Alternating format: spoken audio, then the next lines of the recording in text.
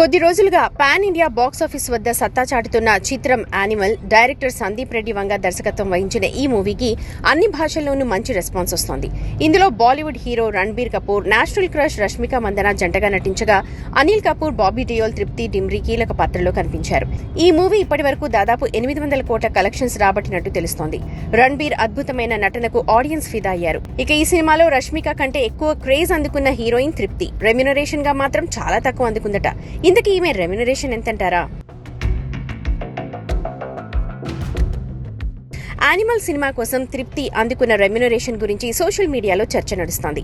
Second heroine అయిన main heroine కంటే ఎక్కువ క్రేజ్ అందుకుని over night pan India star అయిన తృప్తి ఈ సినిమాకు కేవలం 40 లక్షలు మాత్రమే పారితోషికంగా తీసుకుందట. ప్రస్తుతం ఈ విషయం సోషల్ మీడియాలో వైరల్ అవుతోంది. యానిమల్ సినిమా ఎఫెక్ట్ తో ఇప్పుడు తృప్తికి ఆఫర్స్ క్యూ కట్టినట్టు తెలుస్తోంది. తృప్తి లైఫ్ యానిమల్ ముందు ఆ తర్వాత అన్నట్టుగా మారిపోయింది.